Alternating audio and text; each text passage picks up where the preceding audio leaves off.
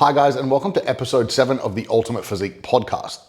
I'm your host, Kyl Raggio, and today I had the absolute honor and privilege of talking to Dr. Eric Helms, a research fellow at the Sports Performance Research Institute of New Zealand, a collaborator on the Mass Research Review, a coach at 3DMJ, and author of many exciting educational books, The Muscle and Strength Pyramids, both versions. Today we discuss all things hypertrophy and nutrition to maximize growth for physique athletes. And as always, if you guys enjoyed this video, make sure you like, share, comment, and subscribe. Without further ado, let's jump into today's episode. Eric, what an absolute honor and pleasure to have you on the podcast. For anyone who hasn't heard of Dr. Eric Helms or any of the fun stuff you've done, could you give us a little brief intro into who you are and what you're about? No, it's an honor to be on. Thank you for having me. And I would be more than happy to talk about myself. No, in all seriousness, I think probably we'll start with the end. I am currently a science communicator, part-time coach, full-time athlete, and a researcher and chief science officer. So what that all means is that my job at 3D Muscle Journey, where we coach and provide content and courses for drug-free lifters of both the powerlifting and bodybuilding persuasion, is I make sure that we're up to date with the best evidence-based practice. And this was a bit of a career shift for me being a full-time coach, which was up until about 2012, 2013, before I moved to where I'm located at now, from California to Auckland, New Zealand, which I did my graduate research out here. So I had the privilege and pleasure of being at AUT, at the Sports Performance Research Institute, New Zealand, where I did a lot of specific sports science research that is directly relevant to competitive physique and strength sport. And I was even more blessed that I got to keep working with them and became a research fellow, and I'm now a senior research fellow, permanent staff. And what I do is essentially find young people like myself, other fellow muscle nerds who want to travel from wherever they're at, and do research degrees with me here at AUT, and trying to further our understanding of sport and exercise science as it relates specifically to physique and strength development. So I do a lot of nutrition, psychology, as well as resistance training research. And I try to communicate that science outside of just the pure academic sphere. So I have Mass Research Review, I have my books, and these are means of science communication. And yeah, so that's kind of my thing. And ultimately, it all stems from the fact that I am just a huge enthusiast myself. I've been lifting weights for 20 years. I've competed in over 20 powerlifting meets, I think 5 weightlifting meets, a couple of strongman competitions, and 17 bodybuilding competitions. And in 2023, I actually turned pro in the WNBF as a drug-free bodybuilder. So that's me, still just as serious and crazy as ever, constantly trying to crush myself in the gym and exercising the demons. And that's me. Dude, I love it. And you know what's so funny, right? Like, I think this was probably a big draw to me, you know, as someone who's followed your career for the longest time. And I actually had the pleasure of meeting you guys. I think it was the 3DMJ Down Under. 2016. Okay, well, I was trying to think when it was. I was like, man, it was a long time ago. Maybe 2017. Because I feel like it was one of the two. I think it's 2017. Okay. Because it was, I think, the 3DMJ Down Under, and then you guys did was it the JPS Evidence-Based Summit before or after that? Yeah, so they kind of tested out their can we do a big type of international conference thing with 3DMJ. Went pretty well. And then they went, all right, let's do the UEBC, the Ultimate Evidence-Based Conference. And that was really big pre-COVID. Yeah. And then obviously during COVID, it kind of fell off a little bit. And they've done a few since then. Yeah. But yeah, no, that's been going strong. And JPS crew are great up in Melbourne. So yeah, man. Yeah, well, okay. Because I think, like, for me and probably a lot of other, you know, coaches and lifters in Australia specifically, that was probably our first exposure to, like, you specifically in 3DMJ more broadly. And then I think, I guess even as well, the more evidence-based coaching practices really kind of stemmed from the muscle and strength pyramid, honestly, like, was probably the first real stuff that I got stuck into and really used that not only for my own coaching practices, but as a lifter. And I think that was something that I was really fascinated with early on, was the fact that you guys were all competing in powerlifting and bodybuilding as like dual sport athletes and doing really well. And then it kind of brought about a lot of conversations for program design, nutrition, and how that kind of opened it up to be a pretty damn good athlete in both aspects. And I know that's something obviously you brought up in your intro about competing at a high level in both. So I High-ish level in powerlifting. decent level. But I think it kind of it quashes the notion maybe held by some old school lifters potentially, or people that don't really understand the broad concepts around like powerlifters are just some fat guys that just lift heavy weights, and bodybuilders are just these vain, mirror self-obsessed people. But I think really if you kind of understand how it all works, you can do pretty well at both and look pretty good for the most part. Yeah, if you don't mind, you said old school, and I want to out old school the people who are old school who think that with a little bit of history. I know you didn't bring me on here to be an armchair amateur historian. You brought me for, science and application. But I want to take everyone back to what we consider the golden era. Yeah. Everyone loves the 70s and 80s and even the 60s, right? And even the 50s a little bit. Give me some Steve Reeves, give me some John Grimmick, right? Yeah. Um, Everyone was a power builder at this time. Sure. Arnold was doing, you think, oh, it's just Franco was doing the powerlifting competitions. No, Arnold had a tremendous number of powerlifting competitions under his belt. There is I think it was a Pabst Blue Ribbon beer commercial in the States where Frank Zane was doing a clean and jerk, and then he gets off the stage and he's like, like celebrate after the meet. And Yeah. the clean and jerk looked pretty good, Yeah. you know? So I think we have to remember that strength sport and physique sport started as the same thing. Sure. And specialization isn't something that occurred until machines came around, until the weeders came around, and the idea that you can't develop an amazing physique unless you specialize, you would get some crazy cocked eyebrows from essentially all the legends of the game, right? And even some more contemporary examples, your Johnny Jackson, your Ronnie Coleman's. There's plenty of quote unquote power builders who have been around for ages. Yeah. And if you look deep into people who have competed in strongman, weightlifting, powerlifting, there's a ton of examples of that kind of overlap. So I think that should be at least somewhat encouraging. Anecdotes are not the same thing as causative, randomized controlled trial evidence, but at least tells you what's possible, Mhm. right? There's a saying, success leaves clues, and it is not success leaves answers. It doesn't mean we should just copy people who are at a high level and expect the same results. Yeah. But we know that if someone has achieved high results and others have achieved high results, what they're doing is at least not preventing them from getting to that point, right? So I think we need to establish that power building is certainly, if done in a certain way, on the table for some people to be able to push things very far. Yeah. And I think this was something that I heard it was on Pax podcast, maybe, or on his YouTube channel. You guys were discussing the whole concept of power building. And it was really a case of the majority of people kind of falling in that, realm of, hey, you can be pretty damn good at both and look great, until your goals kind of switch to the point that I guess yours did in your career. It's like, all right, I've now turned pro. That last little 5-10% of like specialization really makes sense. But for 95% of people, it's like, hey, you can be decently strong and look fantastic and have no issues. No, 100%, man. Like I, I don't want to begrudge people what gives them entertainment value and conceptualizing their training future. Because you're thinking optimistically, you think about the future, you're excited, you want to make your gains. We always have, and we should have kind of one foot in the future, thinking about, oh, like where am I going to get to one day? Or one day I'm going to look like this guy. We have aspirations. I don't want to quash that. Yeah. And those aspirations lead us to these discussions of the optimization game. Mm. Like if I optimize everything, how do I get to my total pinnacle? Yeah. But we can't forget that realistically, 90% of people lifting never become advanced lifters. Yeah. So first, what do I mean by an advanced lifter? I actually don't mean whether or not you win a national title or a pro card or you have an elite total or you go to worlds. I mean relative to your full potential. If Yeah. we could somehow have a crystal ball and know that you maxed out your genetics, you are probably not going to get that close to it. You'll get reasonably close to it. Yeah.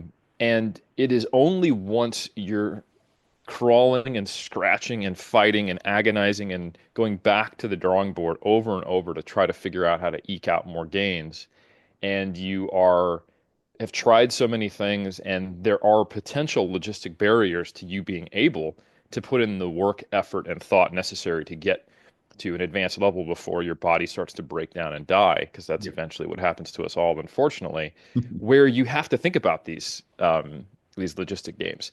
Yeah. And most people, they get to a high level intermediate point at best. And they go, you know what? I have other life priorities. This is not simply worth it. I am not going to do what I need to do to ensure that I gain 1 kilo of muscle this year, not 500 grams, Yeah. because I can't tell the difference, and it might take 3 times as much work to get 2 times this rate of progress, which sounds great in a relative sense, but in the absolute sense, that could just be I didn't take a shit yesterday on the scale, right? Very small. Yeah, exactly. Yeah. Yeah, small poop too, right? Exactly. So I think the reality is that most people who are talking about the optimization game, it's just simply not relevant for them. Yeah. And power building is going to get most people to what we would consider probably an advanced level. And the difference in the rate of progress or how long it takes them to get there, if they do it intelligently, which is where kind of a more scientific approach might come in, or more honestly, I would say common sense approach comes in once you are understanding the key factors that contribute to strength and hypertrophy. That's where you might have to go, this ain't going to work. Like, I need to compete in worlds next year and do better. Yep. Do I have the time to work up to a single on a sumo deadlift? Probably not. Maybe not. Or maybe I do, but it's not worth it for what I could gain from that opportunity cost. Yeah. And it's really, I think, this also ingrained kind of notion in most people that go into the gym that like they need to squat, they need to bench, they need to deadlift, and maybe they're trying to impress people, or they're trying to just, chase numbers or whatever. And I think this new generation of TikTok optimization, crowd has really poo-pooed the idea of oh my God, if you bench press, you're going to die and your arms are going to fall off and, you're going to lose muscle. When in reality, I would love to kind of, scratch a little bit deeper and go into some nuts and bolts of how you would set it up. But when we design a program intelligently, as you mentioned, there is a place for all of that stuff, and it's just how you apply it to your specific circumstance to get the outcome that you want to see. Well said. And we'll get into the nuts and bolts really quick. And I think before that, I just want people to understand that the recommendations we make don't sit outside of the social context that they're made in. Yeah. So we take a lot of responsibility for promoting kind of the more modern power building era. Yep. At 3D Muscle Journey, because like you said, we had a lot of dual sport clients. We were competing in it, and there was probably a time where we would tell you that we thought that was a better approach. Yeah. And it was, compared to what was being done at the time. Yeah. And if we were to take you back 15 years ago to the inception of 3DMJ, if you were to ask bodybuilders about progressive overload or what was good hypertrophy training, those concepts would be relatively distinct. Yep. Focusing on actually making progress and focusing on the logbook was rare enough to be relegated to certain types of programs. Like, oh, you're one of those dog crap guys. You do DC training, you look at your logbook. Now it's pretty ubiquitous. Everybody pays attention to their logbook in bodybuilding, at least to some degree. They're thinking about progression. They understand this principle. But imagine in an era where that was actually rare. Yeah. And also, you had people really not aware of flexible dieting and doing these crash diets and just getting wrecked by the competition process and gaining a lot of weight and just being really depressed, focusing on their fading condition. And if you're natural and you're not going to jump on a blast and cruise cycle and go, oh, no, awesome, that's all good. I'm eating all this shit, but maybe I'm getting bigger. Yeah. You're just seeing your body get fat, right? And it can be very disheartening. So the ability to give people a weight class-based sport, focused on progressive overload, with some sound programming structure, because powerlifting was far more developed at this time in terms of just good programming at that time, or just having principles of programming at all. Yeah. That was better than what was being done in many ways, or at least certain elements of it. Yeah. And our emphasis was to help people make the transition from focusing on their body to focusing on performance, having some type of goal in the off season, maybe a reasonable weight cap. If you compete at 80 kilos, maybe you're a 93 kilo lifter in the off season or something like that, right? Just to kind of prevent you from really blowing things out. And yeah, you've got these sound programming principles and you understand progressive overload, and some of that leaks into your hypertrophy training. Yeah. We fast forward 15 years later, and I don't necessarily think everyone should be doing 5x5 on squat, bench, and deadlift if their goal is to get as big as possible. So, what should they be doing if the goal is to get bigger and stronger, which is probably most people who start lifting weights? They don't have pure goals one way or the other Yeah. if they're really interested in the iron game. Well, here's the thing.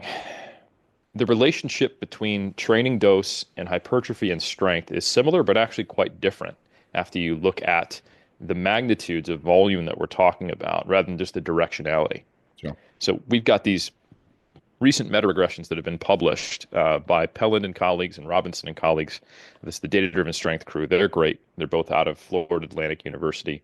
It's actually now Dr. Robinson. He's finished his PhD. They do great work. Anyway, in both cases, when you do more sets for a given exercise, it does seem to enhance strength. And when you do more sets for a given muscle group, it does seem to result in more hypertrophy.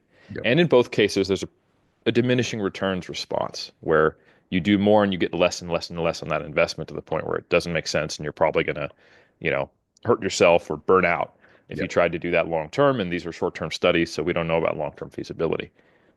But the point at which those diminishing returns on volume occur and totally plateau for strength is way lower.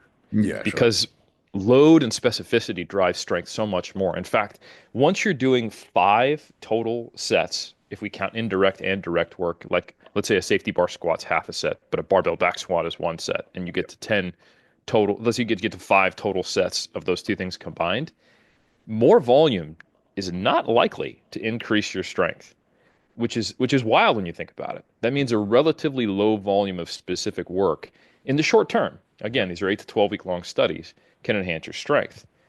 Now, if we're talking about long-term strength, now we're actually talking about hypertrophy. So it actually synergizes quite well. The way I generally recommend and the way I have done my most successful eras of quote unquote power building is I'm working up to, like 2 to 5 singles per week with a few back offsets on my main lifts to the tolerance that I can stand for joints, and there might be variations, etc. And there might be some, phasic variation of reps and higher RPEs and being, higher loads essentially on those singles versus being further from those singles at other times and doing fewer number of them. Essentially moving from I want to maintain my powerlifting strength and make more room for hypertrophy work versus I want to focus on building my strength and I won't have as much room or recuperation ability for my hypertrophy work. So I want to maintain my size and build my strength, or I want to build my size and maintain my strength, and those two things can synergize together. So now we're not going, okay, I'm a power builder. I need to be doing 5x5 on tricep pushdowns, leg extensions, leg curls, bicep curls, and I need to be doing heavy singles and 5x5 on squat, bench, and deadlift, and just getting trashed. But loving it, by the way. Yeah, of course. Yeah, now I've got basically a bodybuilding program, and I'm thinking about some of my accessory movements from the perspective of, okay, this is a good quad builder, and it also transfers to squat well. Cool, I'll do that if I can recover from it. And at the start of each workout, I'm working up to a single, a double, a triple, doing some back off work, but not a huge volume investment because I just won't benefit from it on specific work. So this is the type of approach that might only add, say, 20 to 30 minutes per session. And if you're doing, say, your typical upper lower split, that's not a huge ask. And while that work is not efficient for hypertrophy, it's not like doing a set of 6 to 20 or something like that. It does do something. So if you reduce your volume a little bit on your quote unquote pure bodybuilding work, you're probably making up for it with that heavy work. And I think for many people, that's what the recipe looks like. And just doing phasic changes between more focused strength work and more focused hypertrophy work and back and forth. Yeah, and this was, I suppose, a couple of points there. When we looked at the Muscle and Strength Pyramids books, and there were some really cool templates in there for programming. For anyone who hasn't read it, go read it. But basically, it was like the power lifter who does bodybuilding and the bodybuilder who does powerlifting. And I think that approach fits really nicely. Again, as a blanket rule for most people.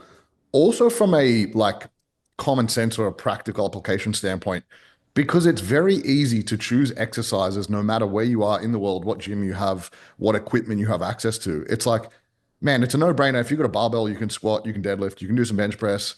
If you're traveling for work and it's like, oh, damn, I used a Nautilus chest press last week. I'm in a random gym this week. It's like, if you had weights on a bar, it's pretty easy to track and make logbook progress. Whether your goal is powerlifting specific or hypertrophy specific, it doesn't really matter.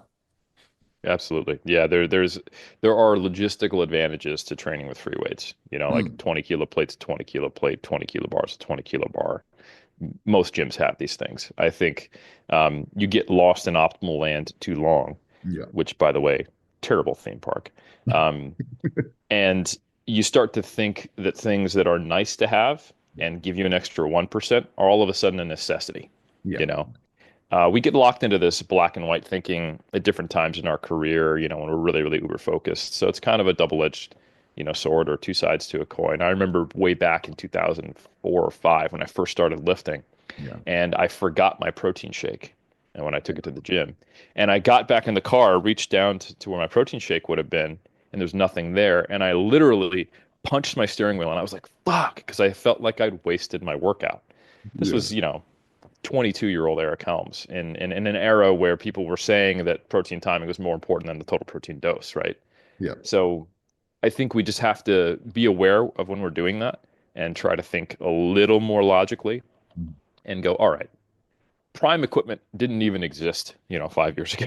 Like, and we haven't seen amazing physique transformation of everyone on all levels. Like our job as competitors is to establish our big rocks and then major in the minors. But that is only if our habits, the biggest rocks, the things that we don't longer think about, we don't even like talking about. Like, of course I'm sleeping enough. Of course I'm getting enough protein. Of course I'm pushing close to failure. Of course I have, you know, an appropriate volume and I'm getting my step count and fruits and veggies and all this stuff. Things that most lifters will take their entire life to only get 60% right. Yeah. Yeah, competitor, you better damn well have that shit on lock. And then you can kind of focus on, you know, the pebbles in the sand. But we spend so much time focused on the pebbles and sand, we start to think they're big rocks because Yeah. everything else is just day-to-day business. Yeah. And we need to not lose that the more true perspective of how these things fit into the grand scheme.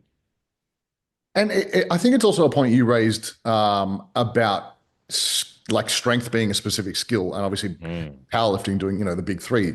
They're very specific in the way you need to execute them to, to lift heavy and to do them safely. But I feel as though like a lot of people have kind of moved away from even learning that skill at all, and it's like, oh, just do hack squat because it's stable and you don't need to really learn how to squat. You just go up and down.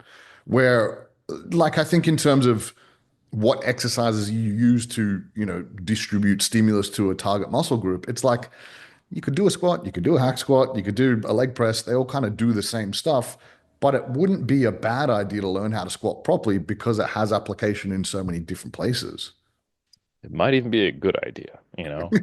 Crazy. Who would have thought? No, I totally agree. And yeah, like we often get the directionality of things right, and then we just over extrapolate on how important it is. Like the stability thing Yeah. is a great one. Um, I could see an argument for why a more stable exercise would enable you to get better recruitment of a given target muscle and then take it closer to failure and ensure that that is the muscle group that's failing. Yeah. But at what level of stability does that stop mattering? And where is that threshold? And is more stability always better, or is there a pretty low threshold in a trained lifter who knows how to move where it doesn't matter? And the answer is probably that. Yeah. There's a meta-analysis that was recently published, or a couple of years back. It focused on a lot of different things, but one of the sub-analyses was comparing machine-based to free weight exercises. So, And if it was true that more stability was always better and it resulted in measurable hypertrophy, that forest plot would show a clear advantage of machines, but it doesn't. It doesn't even lean that direction. It's a very unconvincing forest plot either way. And it compares things like Smith machine squats to squats, leg press to squats, or a bunch of machine-based exercises to, compounds. And it mm, also doesn't match any anecdotes that we got. It's not like Nautilus came out and everybody got huge. yeah. Now, Nautilus did come out around the same time that everyone started taking steroids. So you could think that, but Might have been the deep ball. That's all I'm saying. Yeah. And I think even again, if we're going to like broad practical applications for most people, if you have a variety of movements that you can sub into your program, i.e., this is my programming template. We want a squat variation, we want a leg press variation, we want some sort of leg curl or whatever it might be to set up a leg program. It wouldn't be a bad idea to have like a barbell squat in your arsenal, a safety barbell squat, a hack squat, a front squat, all these things that you can do. Because I think even looking at, maybe you can kind of shed some light on even potentially some of the research around like regional hypertrophy or different exercises causing hypertrophy in different areas. So it wouldn't be a bad idea to have specific movements that maybe train one aspect compared to another aspect and then flipping that throughout your program. Yeah, it's one of those things where if you decide to do a deep dive Mm, on applied anatomy and biomechanics, you have to commit to a pretty deep dive mm, if you really want to get it right. And I think a lot of the people who are parroting other content creators on TikTok, yeah, who even they are actually parroting someone else in most cases, yeah, they are not really fully understanding some of the concepts they're sharing. yeah, And you can get this when you engage with them, and you can tell, oh, they're on Mount Kruger or Mount Dunning. yeah, I asked a question, and they don't actually know what they're talking about. yeah, And if you're not willing to do that deep dive, the basic answer is you probably want a degree of variety, yeah, and you probably want to include a mixture of isolation as well as multi joint compound exercises, and you probably want to include a mixture of free weights and compounds. yeah, Um, because every layer that I start to explain maybe what exercise selection is best, it requires a certain degree of expertise and understanding that may not be worth the time investment. yeah, Like I could start with, okay, so you want to do a back extension instead of an RDL because it's more stable. mhm, Cool. Basically the same movement, right? It's both hip extension. yeah, You're thinking about just hip extension in isolation, but now we actually have to think about, all right, when you are fully bent over at the waist and you have a barbell in your hands, your torso is parallel to the ground. The load is furthest from the distance of the lever. So that means that when you're in that position and the muscle is at the longest length for the glutes and the hamstrings and the lumbar, the load is the highest. yeah, When you're on a 45-degree back extension, that occurs at a lesser degree of hip flexion. yeah, So even though it's the same biomechanical movement, because you're positioned different relative to gravity, the load is not placed at as high of a tension point. yeah, And you're like, oh, maybe that's why I'm not as sore after I do back extensions versus RDLs. So one is they look like they're the same movement, mhm, but they're not, right? Um, another great example is, okay, so I'm going to do, a leg extension on a machine, or if I don't have it, I'll do a sissy squat. No big deal, right? What if that leg extension is really, really hard at lockout? Yeah. yeah, Um, okay. That's, does that matter? Why would I even bring that up? Well, again, when the muscle is at its longest length, when your knees are down, you're performing isolated knee extension, yeah, there's not as much tension. And as you get to a shorter muscle length, there's higher tension. So it's not a great exercise, as we know that training at longer muscle length seems to stimulate hypertrophy. yeah, Also, let's think about the position you're in a sissy squat. You're actually in hip extension. Your upper body to your knee should be as straight as possible. Now I have to talk about biarticular muscles, right? So you have your quadriceps. There's four of them. One of them is called the rectus femoris. yeah, Unlike the rest, the vasti group, it crosses the hip, meaning that when it contracts, it does two things simultaneously. It extends the knee, but it also flexes the hip. It brings your knee closer to your torso. yeah, Okay, so when I'm doing isolated knee extension, I train the rectus femoris, but when I'm seated forward, because it attaches on the front of the hip, it's even shorter. So yeah, actually that sissy squat's a way better exercise than a knee extension. But do you want to go through and learn all this? And in that process, you're going to get some things wrong, yeah, right? So if you don't really fully understand this stuff, being hyper specialized and selective rather than becoming a jack of all trades as you learn these things could potentially be leaving you in a position where you're making errors yeah, and you're making worse gains. So I do think a typical bodybuilder, especially a power builder, especially someone who's not competing, would be better served to become a jack of all trades of many exercises, understand how to do your core lifts, which I would describe as an upper body push, an upper body pull, in the horizontal and vertical plane. So there's four cardinal movements, a hip hinge, and then some type of squat pattern. And then learn variations on them, single leg things, so lunges, split squats, back squats. And then also the machined versions of those things, leg press, hack squat, right? Your back extension, your hip hinges from a hip thrust to an RDL.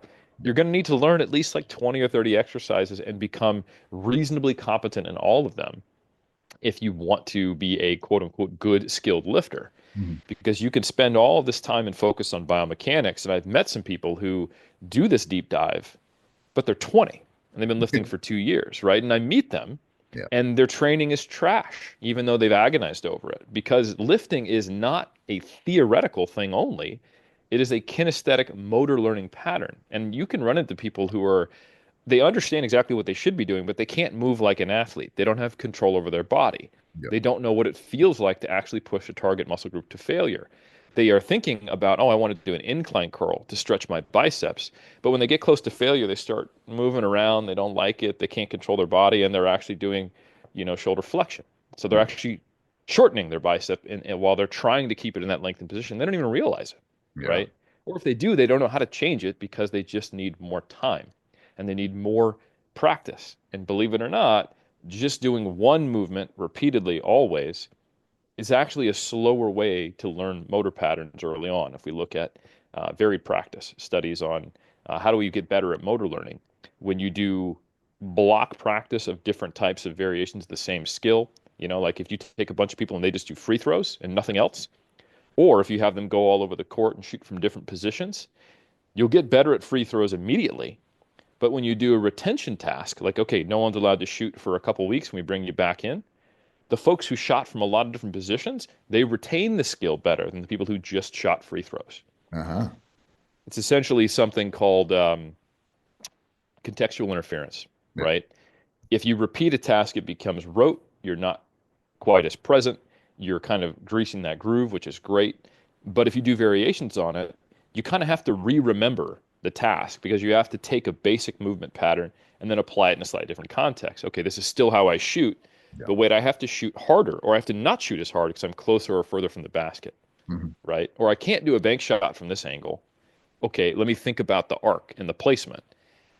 And that creates the situation where you're not only, you actually will sometimes see that makes them worse at shooting initially Mhm. because they're managing more things. But that contextual interference makes them actually have to recreate that memory pattern each time, which leads to better retention long term. This is true of most knowledge too. If you look at studies on cramming, and I promise I'll shut up because we're getting way off topic here, but Yeah, this is good. I love okay, it. cool. So like you take college students, right, and they spend all week partying, and then they go, "Crap, I got a test on Saturday or Friday," and they spend Thursday night just like Adderall and studying, and that's my life, and I forgot to eat. They do well on the test. If they didn't cram, they would have done worse. I'm not denying that. But if you ask them 2 weeks later, anything about that test, they're like, I don't know, bro. It was just like a haze of pizza and Adderall, right? So, Nothing.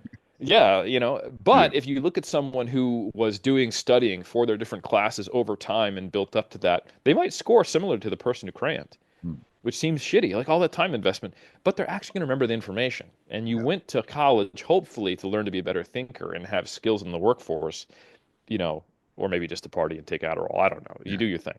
But the point being is if you want to retain information, cramming it all into one highly specific block is not how to do it. And Yeah. if you're a novice phase lifter and you're going hyper nerd on the biomechanics and functional anatomy, I applaud you. I love the passion. That's great. Keep learning, but also get a broad base of skill sets so you can build, a higher pyramid, if you will. Man, I love that. And it's exactly as you mentioned. It's majoring in the minors. And I think just seeing it from the outset, especially in the social media realm, it's like you have these people that are, quote unquote, like evidence-based coaches, or, they really understand the biomechanics and the really like nuts and bolts of what they're doing potentially or talking about. But they haven't applied it in the sense that like they portray to be this, big figure in the space. But it's like, okay, if you really did the thing you talked about and you applied it over a long period of time, man, you would be jacked. You would be huge. You would be strong. And I think even more so to kind of, harp on that a little bit more, it's a lot of these people who do lots of talking that maybe don't have the results to back it up or have never even competed in the things that they're talking about. So like they're professing hypertrophy and all this stuff and how to maximize and how to major in the minors. They've never competed. They're not jacked. They're averagely strong and they don't really have a broad skill set outside of the things they can regurgitate on social media. Yeah, and I think the other side of that coin is you still want to listen to them, but Yeah. you want to be aware of their knowledge gaps because one of the tough things about being the first year or second year know-it-all but hasn't done anything yet and doesn't have the experiential knowledge person, Mhm. and I know this because I was that person, Yeah. um, is you might actually be or have the potential to be one of the leading figures and leaders in our space because you are doing things as fast as you can that can be fast tracked. Yeah. You can spend a shit ton of time studying, thinking about things, digging into the crates. The only thing that you're making an error with is you're letting your ego and your desire to be seen by others potentially supersede your rate of knowledge, and that actually can be the main thing that'll prevent that person with the intellect, the raw like just processing power to who could eventually become a good coach. Their ego is going to potentially lock them in and prevent them from seeing other ways of doing things. And those people typically peak early and they seem really smart, but man, they just seem to lack the EQ or EI, the emotional intelligence, the social intelligence, or the humility to Mhm. see where their knowledge gaps are. And they short circuit themselves. They stop laying down train track and they stop there. They know everything, right? Yeah. So why would I need to learn more?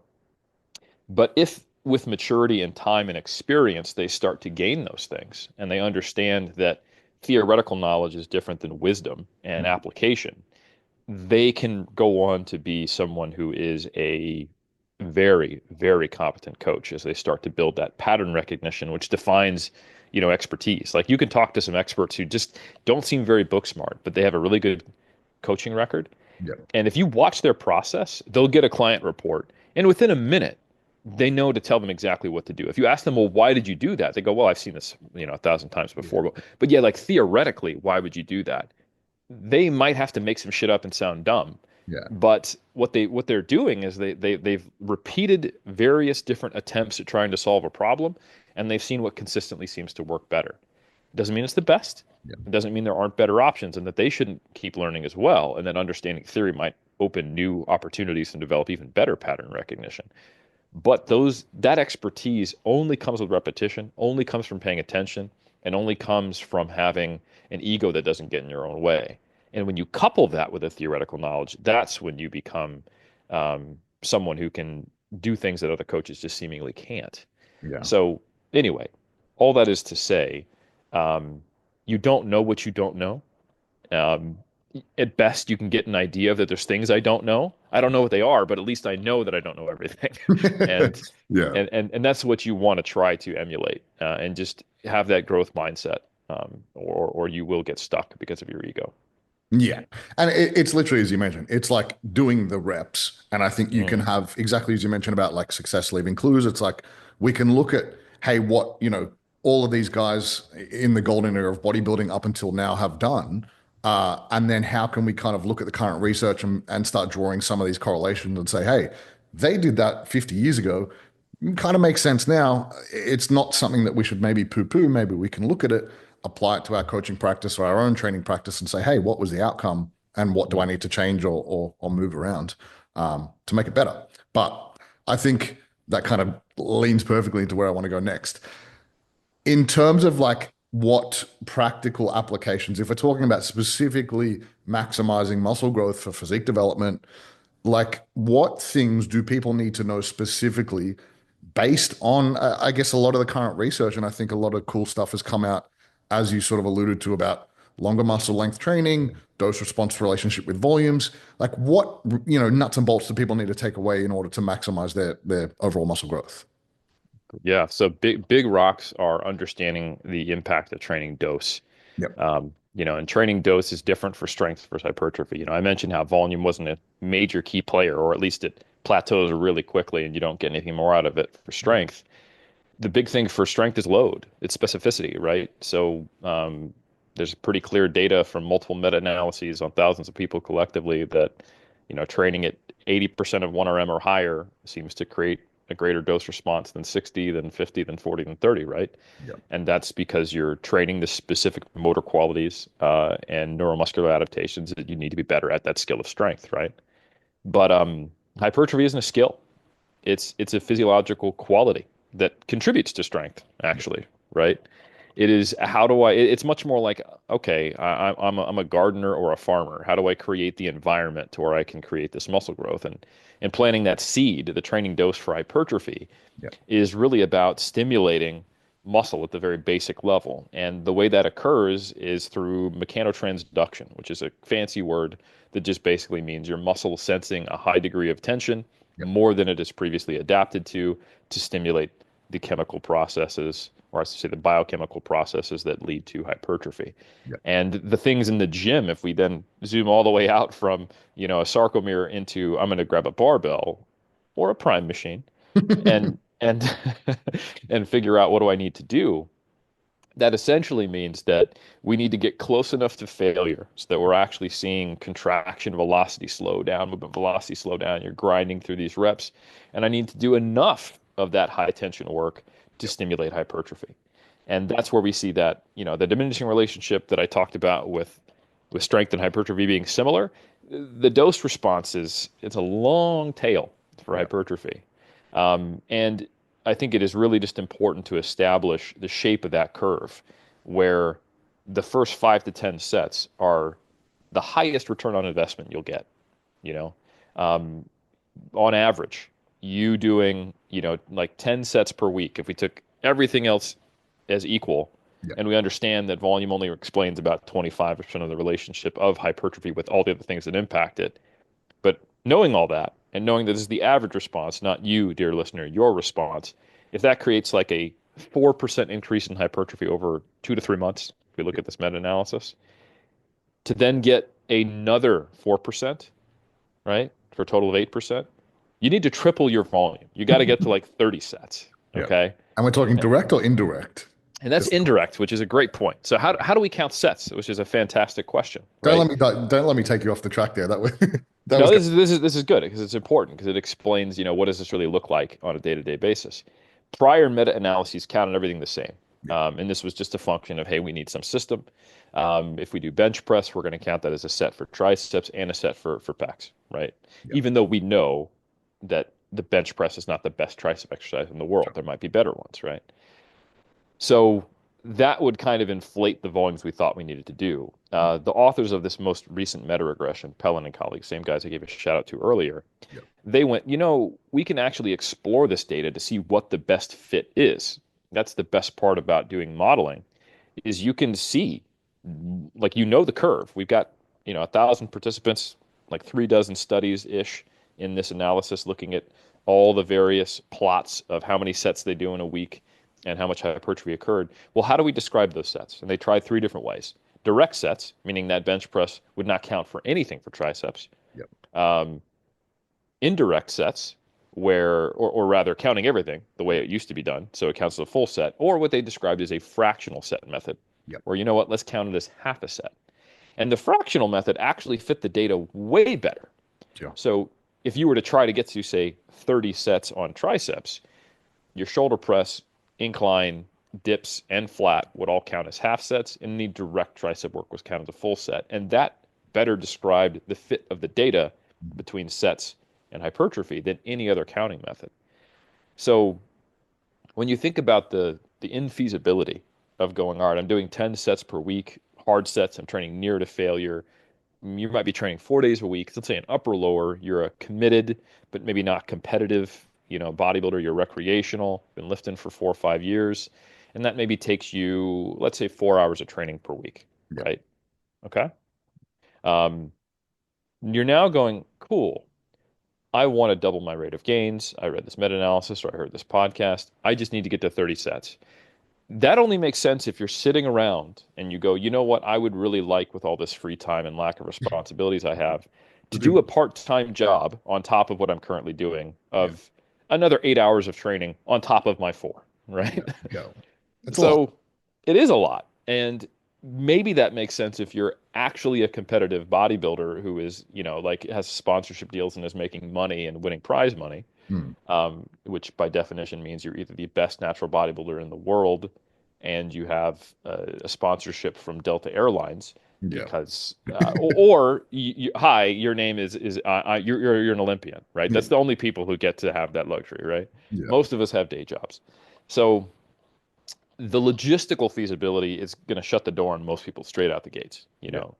Consider that to get to like 18 sets on your quadriceps alone, you're doing 3 sets of hack squat, back squat, lunges, leg press, leg extensions, and sissy squats in the same week. Yeah. And then you're like, let me just find another 12 sets. Like, oh, Good have luck. fun. I guess you can do 5 sets on each exercise, and I'm sure you'll Yeah. recover from that no problem.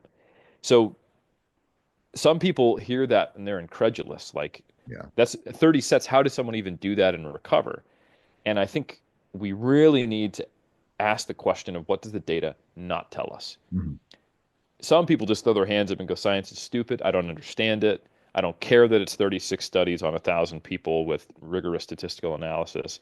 I'd rather just listen to the bros because this conflicts with my worldview so much that screw science, you eggheads. I don't like you. Not interested. And I get this all the time, and that's fine. Yeah. We're in a slightly, I would say, anti-science era broadly Mm. for humanity. There's a lot of misinformation, disinformation, and people are confused, angry, and overwhelmed. Yeah. It is what it is. But I think we're reading something in these conclusions that is not written there. Yeah. Saying that 30 sets produced greater hypertrophy than, 10, 15, 20, or whatever is not saying in perpetuity all people should always do 30 sets on all muscle groups simultaneously. Yeah. These studies in this meta-regression are on average 10 and a half weeks long. Okay. Also, they're all direct studies of hypertrophy, meaning they weren't doing studies of, say, jumping in a DEXA or Yeah. a bod pod or a dunk tank, where they're looking at body composition, total lean mass changes. And I can tell you as a researcher, if I'm doing an ultrasound of just your triceps, your biceps, and your quadriceps, you bet your ass the program you're doing when you come into my lab that I have to pay research assistants for and show up for sometimes at 6 a.m. before you go to work Yeah. is going to be heavily focused on the biceps, triceps, and quads. And I will give you just enough of training the other muscle groups so you don't drop out of the study because you're a trained lifter and you're not going to sign up for a no hamstring training 12-week study, right? So really what we're looking at and what the study tells us is that, hey, specialization cycles of 2 to 3 months of where you do really high volume for a couple muscle groups are the best way to grow those muscle groups. Yeah. And that actually matches anecdotes. We already kind of thought we knew that, at least in some circles of bodybuilders who try that. And that's good news because that's really the only feasible way to get to 30 sets. Mm. Like, if you tell me I want you to do 20 to 30 sets for your back, your weak muscle group, your lats, I would I would say great. I will do that. And in fact, I am doing that right now. But I've also decreased my hamstring and glute training a little bit and my chest training a little bit so that my total training time per week is actually the same. So that I'm kind of, putting basically the muscle groups, which are already strong points for me, on the back burner and going, all right, this is going to be a more important return on investment for me. Mm. So getting even better arms or getting even better glutes and hamstrings or improving my calves, those things are probably going to have a lower impact on me moving up a placement when I compete as a pro than if I can increase my V taper from the back or the Yeah. front, Yeah. right? So that's really what that meta regression tells us. It doesn't tell us, what happens if we did this for 24 weeks or 2 years. Like, who dies? Like, those Yeah. people drop out of the study. Also, you think about it. I put out a flyer online, right? And I say, hey, come to AUT and do this study. You're going to be randomized into one of three groups. One group is doing 50 sets per week on their quads. One group's doing 30. One group's doing 10. And you're thinking, I really wanted to do this study, but there's no chance in hell that I'm going to let myself get randomized to 50 sets. Yeah. Yeah. So, and the people who are willing to get randomized into it are either crazy or they've done it before. Mhm. And okay, cool. So we know the people who can get through this protocol and are interested in trying it in the first place, they do well. But what about everybody else? We can't know those things. Yeah. So there's a tremendous number of caveats to this data that we must understand in order to apply it in practice. And it is not just about volume, Yeah. right? Like I said, the relationship of hypertrophy, volume only explains about 25% of it. That means statistically, that means 75% of what is going to determine how big you get in a training program is related to literally everything else, from your Yeah. protein intake to your sleep to your proximity to failure to your exercise selection. This relationship does not say that doing 30 sets to failure of back squats is the same as doing, 30 sets to a 5 RIR with leg extensions for your quads. Yeah. It's basically saying we've controlled for all those variables, and this is the relationship in isolation, in a vacuum, theoretically, Yeah. between 30 sets and hypertrophy. Like I think this is something that like so many people are like looking for this like golden bullet magic answer, but this really plays into that so well. So I really appreciate your thoughts on it. Like the 10 to 20 set notion per muscle group per week seems to hold pretty true for most people, with those specialization phases maybe being in that 20 plus. And I think based on a lot of the discussions I've heard you've had and papers that have been out there and even discussions I've had with other researchers is like, we kind of don't know where that upper limit is. It's like we see progress at 40 sets, at 50 sets. How far does it actually go is maybe up to the individual to kind of fuck around and find out, really, if you wanted to. Literally, that's what it comes down to. I Yeah. think the one really useful piece of information out of this meta regression where we don't see the Mm, very clear end or the start of this inverted U is that we before we kind of saw this kind of not plateauing point mm, based upon say the Bas-Val meta-analysis or the Schoenfeld meta-analysis, and we had literally a third of the data we have now. yeah. I wasn't sure if there was this kind of insidious point where I would still be progressing, but actually at a slower rate than if I would done less volume. Yeah. I was concerned about it, right? Because hard training feels hard and I'm producing more muscle damage, and maybe that's actually interfering Yeah. with my hypertrophy a little bit, but I'm still progressing, Yeah. right? It's the idea of I've moved past my, as Mike Israetel would say, my maximum adaptive volume, and now I'm on the other side of it. I'm still adapting, Yeah. but I'm getting, it would be like if instead of going from 10 sets and you're making 4% increase in hypertrophy to 30 sets, you're making 8%, you Yeah. went to 30 sets and you got 3%, Sure. right? It's still reasonably good gains. And can I tell the difference as an advanced lifter? And I feel like I'm working hard. I was worried about that.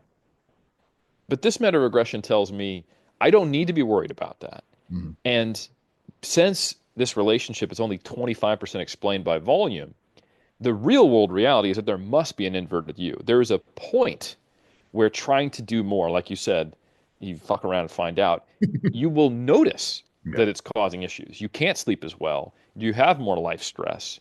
Just from the time commitment alone, you're not getting as many protein doses, maybe, Yeah. or something like that. Yeah. Or more than likely, while you try to increase training quantity, the quality decreases. Yeah. Yeah.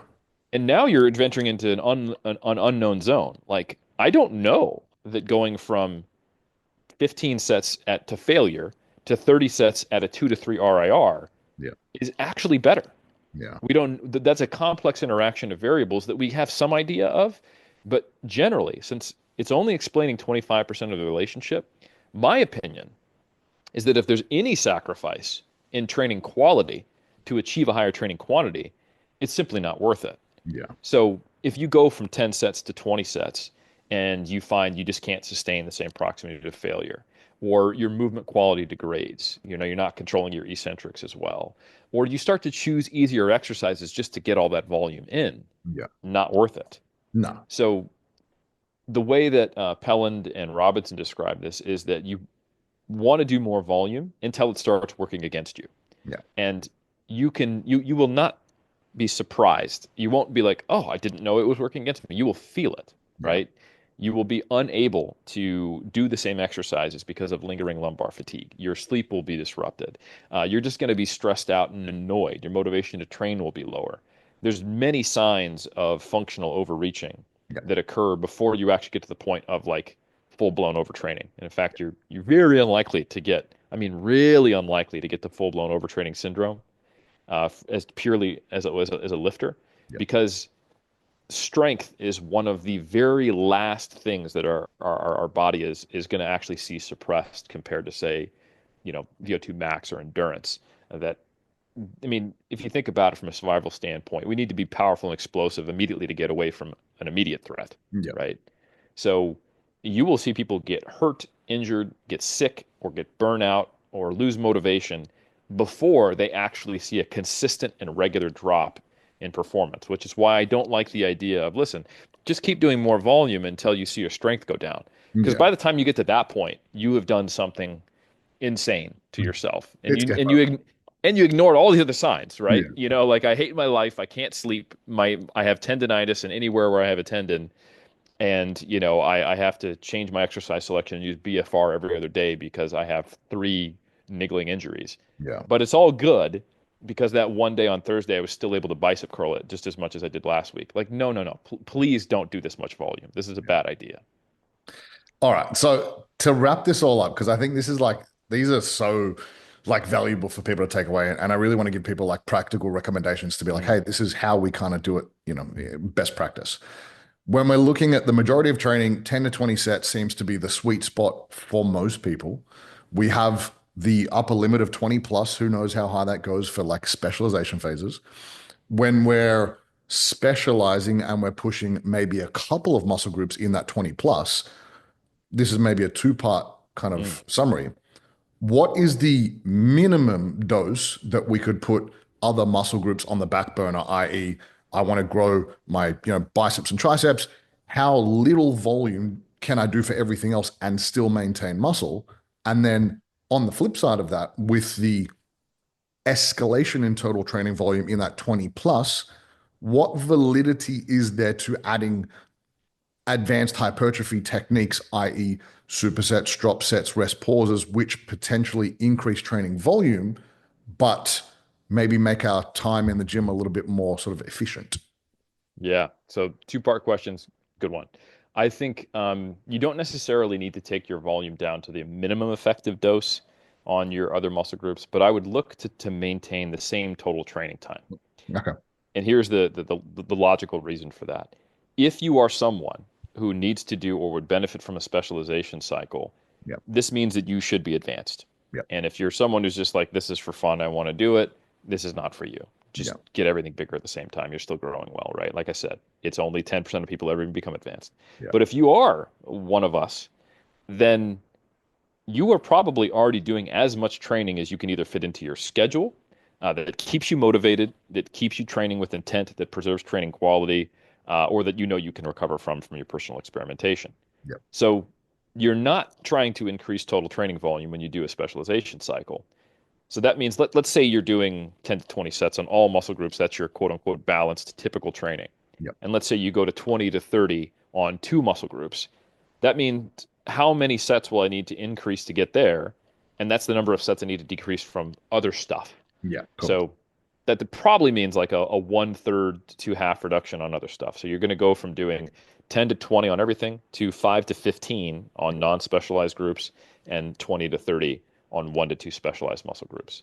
Yeah. That makes sense from kind of an adaptive reserve perspective, overall recovery, and how high you go on a specialization cycle. It does depend on a few other factors. Like if you're deciding I want to specialize on my glutes and hams or glutes and quads, don't go from 15 sets to 30 sets in a week, Yeah. because the exercises you're going to have to do are going to really mess you up. So you want to build up to that. If you do that with back work or delts, you probably could jump pretty close to it because it's very difficult to induce a tremendous amount of DOMs. The exercises are not super, you're not going to be stressing your lumbar out. Maybe on your shoulders if you're doing a lot of pressing, but most of the time on a specialization cycle, you got people doing a lot of like lateral raises and isolation movements. So very different scenario, right? So that's kind of how these specialization cycles work. You'd be alternating between your quote unquote weak points or just alternating muscle groups. And then kind of your home base is the kind of the balance 10 to 20. Yeah. Yeah. Now, if you are trying to actually just increase volume on your muscle groups or on certain muscle groups or everywhere, like let's say you're someone who is listening to this podcast, you're like, I do 5 to 10 sets currently. I did just get a shift in my life circumstances. Like I was a new parent, and now they're finally going to school. They're 5. I have time, but I don't have that much more time. I want to get up to 10 to 20 sets. This is where those quote unquote advanced training techniques come into play. Yeah, cool. And I would not describe them as advanced techniques or intensity techniques. I would discuss them as time-saving techniques. Sure. And that is because that's truly what they are. And they're kind of on a tier list, in my opinion. There are ones that save you time and are just as effective as if you're doing straight sets. Yeah. But and the cost is not in terms of efficiency of stimulus or efficiency of time. It's really just in perceived effort. Yeah. And then the second tier, which is still good, are ones that are faster than straight sets, substantially enough to make up for the fact that you're actually losing a little bit of the efficiency and the stimulus. Uh-huh. Cool. So the two best examples of that are antagonist paired sets, which is a type of superset, or peripheral paired sets, which is another type of superset, and then drop sets and rest pause in kind of that second tier. Yeah, cool. So first tier is, and we actually have 2 longitudinal studies on this, one by Iverson and one by, I believe, Burke and colleagues, where they did essentially pairings of bicep, tricep, quad leg curl, quad hamstring, and like pressing and pulling, right? So you think like a bench press and a cable row. Think about a leg extension, leg curl, and a bicep, tricep. And instead of doing 3 sets on each exercise, resting 2 minutes, you would do 1 set on one exercise, 1 set on the antagonist, then rest and go back. Yeah. And this preserves volume, preserves adaptations, produces similar outcomes in terms of hypertrophy, but gets you done in about 2/3 of the time. Yeah. It's a big win. The only times you want to be careful with this is when you're doing essentially what are full body exercises. Like okay. hack squats, leg press, deadlift, squats. Those are generally not great candidates for antagonist paired sets because, I mean, they're full body movements, right? There's not technically an antagonist. It's probably still doing something and co-activating to some degree. But those are potential candidates for what's described as a peripheral superset, where you're just training not necessarily the antagonist, but something that's a small muscle group that's not the same movement. So, as an example, when I do Smith machine squats on one of my days of training, it's actually a limbs day, upper body limbs and lower body limbs. Yeah. I will do single arm tricep extension between sets. Yeah, cool. Because it's something that is going to save me time, same amount, about that 1/3, lower total training time, and it's not going to interfere cardiovascularly or in terms of the actual performance of a Smith machine squat. The downside of this is that you're probably going to experience just a higher perceived total exertion because you're doing more work in a lower period. Yeah. It's just cardiorespiratory demand. There's no way around it. So you need to be in good shape. You probably want to build up to this and just be wary that if you try to jump into this immediately and maybe you're relatively sedentary or don't have much of a cardiorespiratory engine, it's going to feel harder, about 1 point higher on a 10-point session RPE scale, which has been studied in this area. But you're sacrificing literally nothing to get better progress. And the reason being is that if I was to do flies and bench press together, I'm going in fatigued, and the total amount of work that I do for my chest is going to be less than if I did 3 sets of chest, rested, and then another 3 sets of chest versus chest back to back. And that's because it's the antagonist. And essentially, you might even get more rest on the local musculature, because if you do chest and then a row and then rest 2 minutes versus doing chest, rest 2 minutes, then chest, you're getting the 2 minutes of rest for the local musculature and the time it takes to do the row. So you're kind of getting like more rest. 2.5 minutes of rest for that one muscle group, but you're trading it for less total cardiorespiratory fatigue because you're constantly moving, except, well, not constantly, but you're doing more movement to a lower rest period. Yeah. So anyway, that's top tier. Antagonist paired sets, recommend to everybody. They're fantastic. Just those few minor caveats related to being in shape and exercise selection. The next tier down is drop sets, and we actually have 2 meta-analyses on these, and they produce equivalent hypertrophy when we look at the protocols as a whole, but they don't have an equal number of sets when you count them total. So what is a drop set for everyone just to know in the research what that's defined by? You do initial set to failure, and then you drop the load 20%, and then you do a set to failure, you drop the load 20%, you do a set to failure, you drop the load 20%, as many times as you want. Yeah. And if we count every drop and the initial quote unquote normal set as sets, you have to do about 13 total sets to equal 10 straight sets. Hmm. So they're, about one third less efficient, Yeah. right, in terms of the stimulus. And you're like, well, why the fuck would I do drop sets, Eric? And then the answer is that four drop sets takes the time of about one and a half straight sets. Yeah. So you can do more anyway. Exactly. So you just have to be willing to do more, Yeah. but you'll certainly have the time to do it. So this is what is now, however, it produces a lot of cardiorespiratory fatigue. You can imagine if I did this on squats, this would be a bad idea, right? Forget about it. Yeah, But if you wanted to do this on lateral raises, tricep pushdowns, curls, even some, back exercises on machines, this can make a lot of sense. Yeah. And it's a pretty straightforward thing. Okay, I don't have as much time to train today. I normally do 9 straight sets of back. Okay, that's fine. I'm just gonna on 3 different exercises. I do, 3 sets of pull downs, 3 sets of rows, and 3 sets of pullovers. Yeah. Well, now I'm gonna do a drop set on each one and do 1 set and then 4 drops. Or Yeah. sorry, 1 set then 3 drops. So it's Three 4 drops. total sets on each one. So you're adding an And extra you'd get set to done. each one. Exactly. It's an additional set to your typical set structure, Yeah. one additional drop. You are training to failure. You might have been training to say a 0 to 2 RIR previously. Yeah. And we can have pretty good confidence that you get the same outcome. And now we're talking about cutting your workout like in half in terms of the training time. Yeah. But it's not a great fit for every exercise, and it will still feel harder, Yeah. you know? So, yeah. And I guess the same story for like rest pause, myo rep, that kind of stuff in that bracket. Yes, and those are probably, and we don't have as much data on those. The limited data we do have indicates kind of essentially if you produce similar work and you produce a similar proximity to failure, you're going to get to the same place Yeah. as if you were to do, longer rests. And when you're doing myo reps, drop sets, or rest pause, you are losing some efficiency, Mm. right? I mean, if we think about it from a pure physics perspective, right?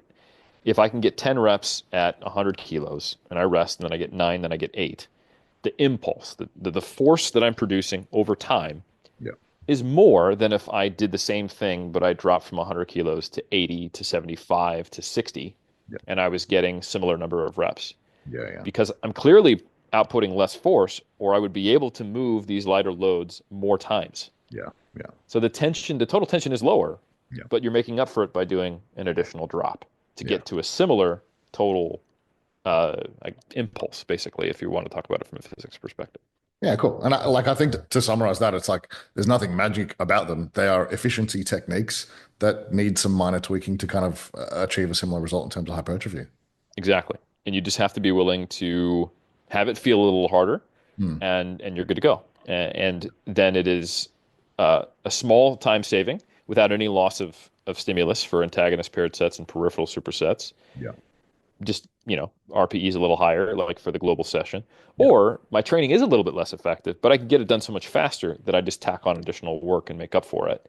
And then I can save even more time, Yeah. but at that loss of efficiency. And that can be worth it. Yeah. Some of the things you do need to be mindful of is that it is harder to gauge proximity to failure when discomfort is higher. Yeah, sure. So that is one reason why you could position these as advanced training techniques. Hmm.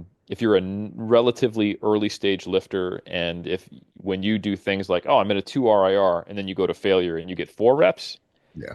this might not be something that you want to do, because with these, basically what are extended sets, this high rep work, you do need to be pushing close to failure.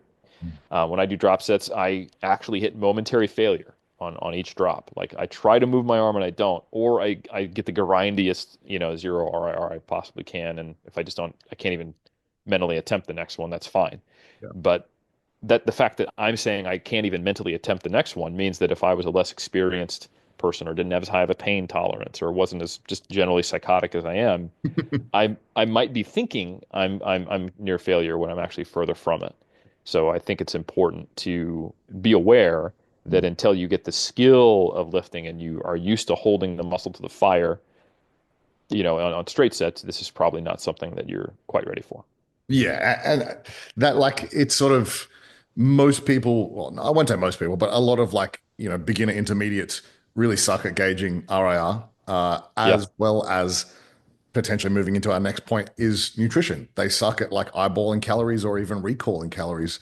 So I think like a big topic to kind of wrap all of this up in a nice little bow and give people some fun stuff to walk away with was around nutrition. And I know you had a really cool paper that kind of sparked the notion around is bulking really dead and practical applications around that. So when we move into the more nutrition discussion about around muscle growth, what findings, or at least even if you can give us a little bit of an overview of the paper, and what sort of findings you guys came out from that paper with, and what sort of practical applications people can walk away with to put into their own diet.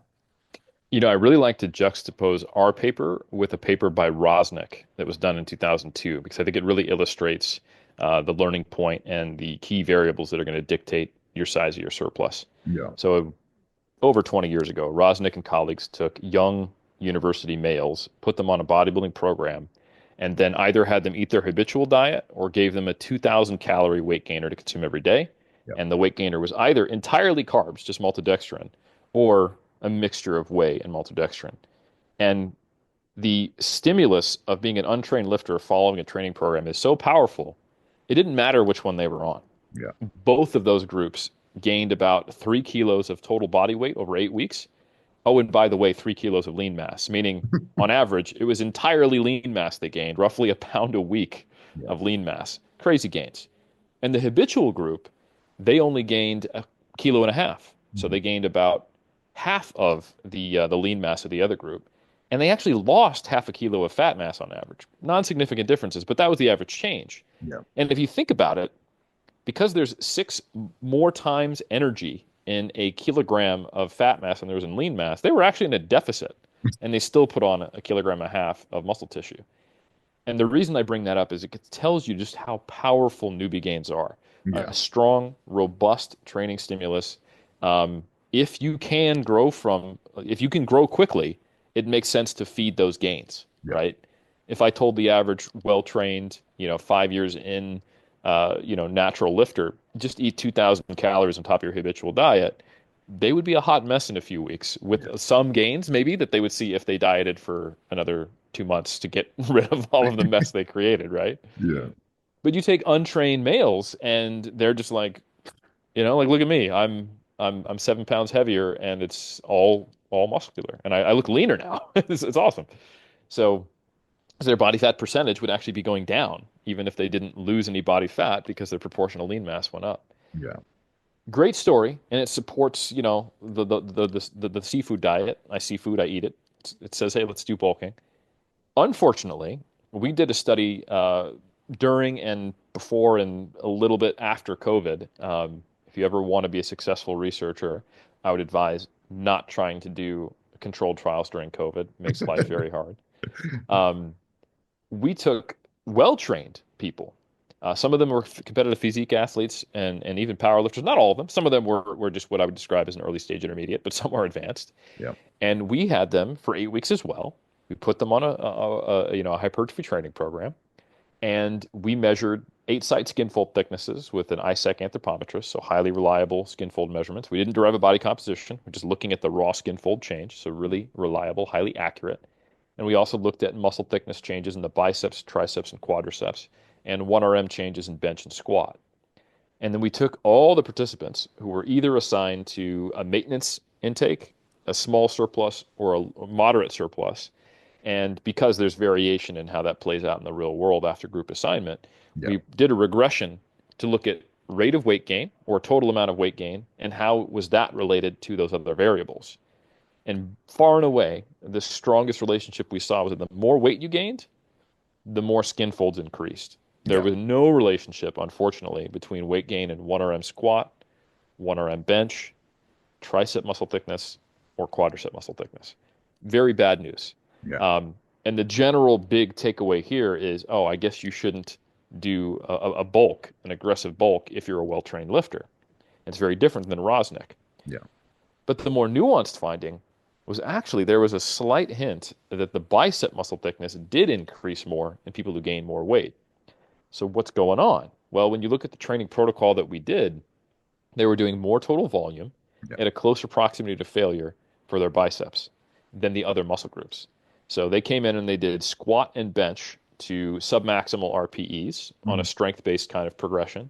And then they did a hypertrophy circuit where they did, a shoulder press or a lateral raise, and then a row, then a lat pull down, and then a bicep curl 3 days per week. Yep.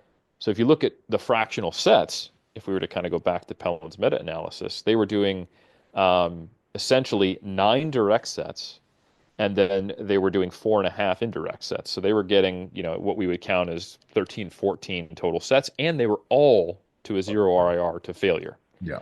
Compared to the sub-maximal training that they got for their quads, 9 total sets in the squats per week. On the triceps, it was slightly higher than that because they had some shoulder presses and then bench press, but they were all fractional sets. Yeah. So the biceps actually grew a little bit. The triceps and the quads, they didn't really grow. So there was no relationship even really to be had on average. Yeah. But the biceps grew, and it seemed to be related to more weight gain. So the message here is that the best tool you have to ensure that your nutrition is effectively resulting in growth is not your nutrition, it's your training, Yeah. right? So for weight loss, we often say to our clients as trainers, you can't out exercise a bad diet. But when it comes to hypertrophy training, You kind of you can. can't, it's the opposite. Like you Yeah. can't out diet a bad training protocol, Yeah. right? So your nutrition is permissive to your gains, Yeah. right? Your training is like, if we go back to that farming or gardening analysis, that's planting the seed, and then you need to water it. But if you don't have a seed at all, like if your training is not producing growth, you can put as much water as you want, and it's just going to create mud, Yeah. right? Yeah. So that's kind of the big take home. So what does that mean practically? Um, Novice lifters, absolutely. Every training protocol within reason is going to be a very effective stimulus. So absolutely, like follow a relatively large surplus. Do an old school bulking period until you start to notice that body composition is getting worse. Yeah. Then start slowing it down, and then just be aware that as an advanced lifter and even an intermediate lifter, you can only gain so much muscle in a given time period.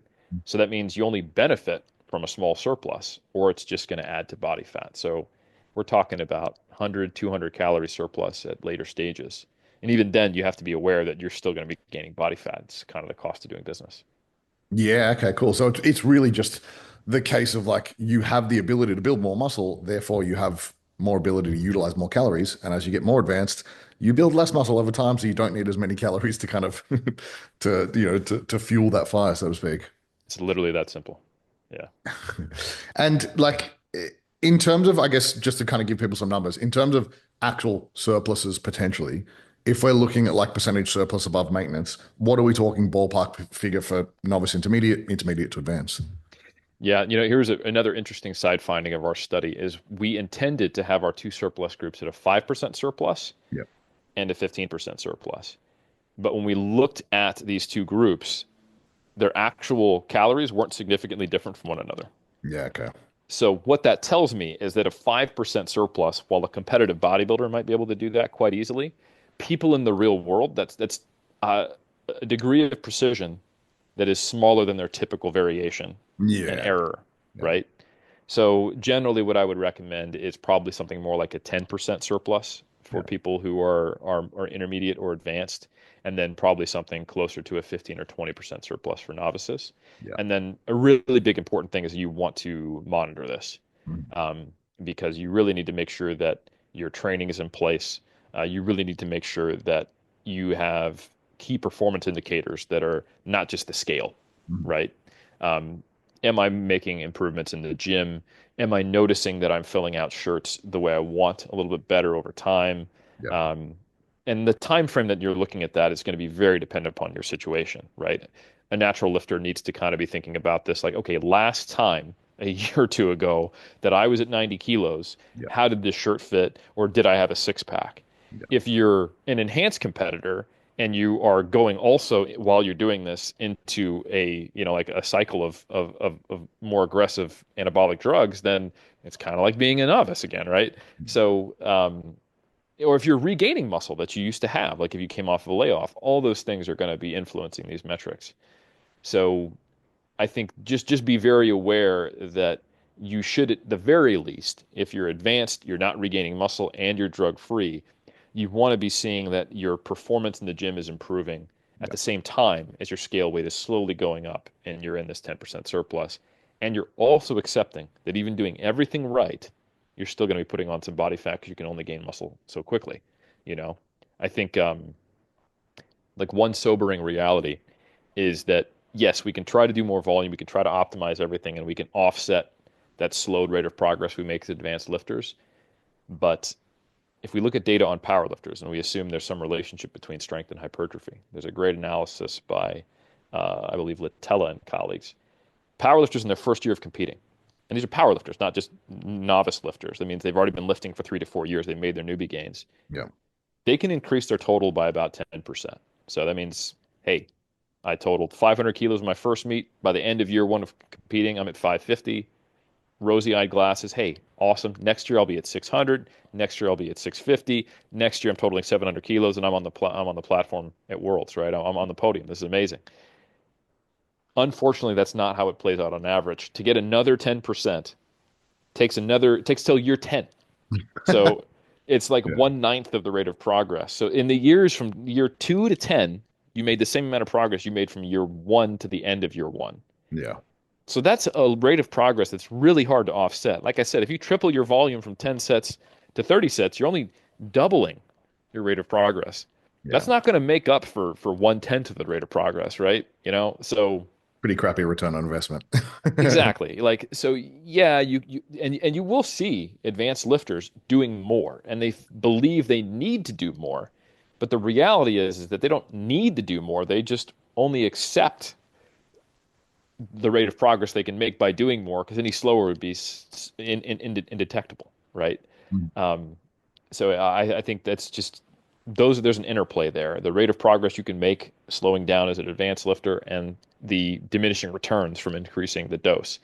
So anyway, Mm. that's probably the best synergy between the training protocols and the nutrition you could think of, is that if you're not doing the effective work in the gym, you can't support it with nutrition any more than you can. Yeah. And I suppose just to, the last couple of points to kind of wrap this all up. Uh, One around body fat levels in terms of like body fat cutoffs potentially. Is there an upper limit that we see similar to, training volume for hypertrophy? Is there an upper limit where it's like, hey, you're too fat now, it's really kind of blunting that hypertrophy response and you need to cut? Or is it kind of what are you willing to accept and, how comfortable are you? It's really the latter. And Yeah. in fact, like if you look at data on like American football linemen, Mm. or if you look at data on sumo wrestlers, um, like there's actually a recent study on junior sumo wrestlers. So it's a mixture of people who are not done maturing, and then like late teens, like early stage adults. But these are people pushing well into body fat percentages that your traditional bodybuilding lifter would be like, you're not going to gain any muscle. And Yeah. they're gaining mostly muscle. Sure. um, and they're following a relatively small surplus, and also they're growing. Like there is some confounders here, but when you look at the American football linemen compared to other positions who are staying leaner, Yeah. they're still able to gain muscle, and I think that is something that we need to be aware of, is that our perception of gains when we're moving into higher body fats is heavily clouded by the fact that we just don't like what we're seeing. And you're looking worse even though you're gaining muscle, Yeah. right? There are certain phases, and people who have come out of contest prep in a more controlled manner, they know this. Like if you're gaining body fat slowly and you were starting at like 6%, but you're also getting fullness Yeah. and you're feeling better and you're eating more and you're not constantly flat and you're not really looking at your glutes anymore, you're looking at your arms in the gym. Yeah. Like there's this period where you've gone from 6% body fat to 9% body fat, but you look way bigger and you're like, fuck, why didn't I do this before I got on stage, And The as I fuller look is go, way better. yeah, well, yeah, like bro, go look in the mirror and Yeah. like take a picture of your glutes. They probably look like some hamburgers right now. Like this, maybe if you switch divisions to men's physique, then sure. But this is not, Yeah. you don't have the crisp, sharp hamstrings right now, homie. So I think that is a very different experience where you're like, man, I love this bulk life. Why I'm never going to do a contest prep again. To then when you are moving from 16% body fat to 19% body fat, you might even be getting more muscle because you actually have a better environment for growth. You're not like sleeping for 4 hours and waking up because you're still experiencing reds. Mm. But moving from 16 to 19% body fat, you just look worse. Yeah. Even if you put on, a couple 100 grams of muscle in that period, Yeah. like your V taper's going to get worse. Yeah. Your arm size is going to go up at the cost of losing your bicep vein. Like it's Yeah. your shape is going away. So it's the kind of thing we've all experienced it. We're 6 weeks out.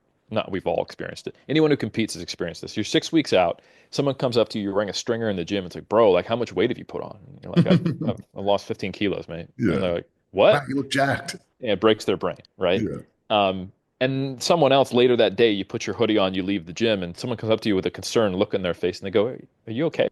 Yeah. You know, Yeah. are you still training? One, Yeah. especially if you're drug free, we get that all the time. Like if Yeah. we don't have a stringer on it, this looks like we run track and field, right?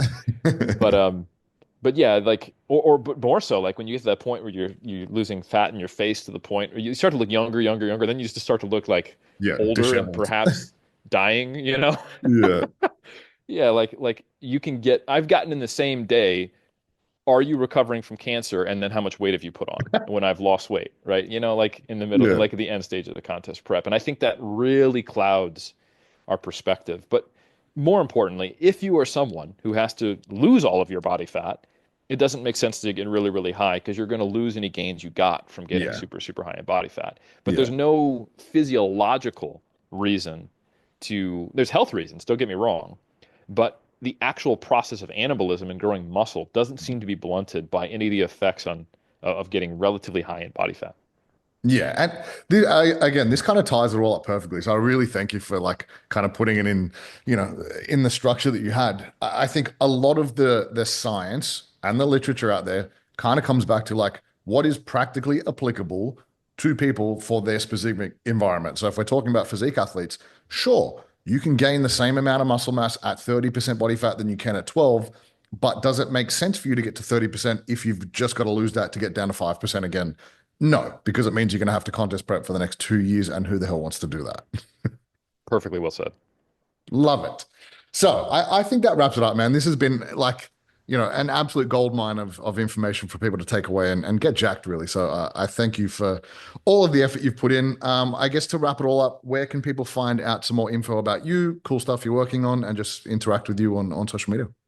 Yeah, well, I'm not sure when this is going to come out, but if it comes out soon, we've got the beautiful Black Friday sales going on across the all the things I do. So if someone is really interested in like pragmatic drug-free bodybuilding information, then check out 3dmusclejourney.com.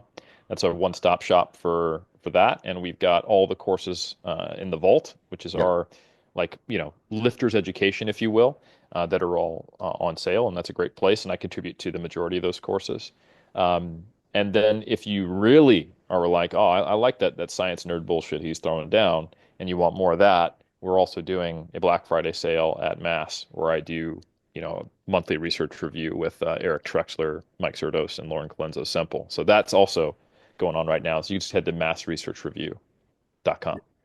And as someone who's read all the iterations of the muscle and strength pyramids, who's a long-time subscriber of Mass, I Mm. can say like the value of them is insane. So if you haven't, checked it out, go check it out.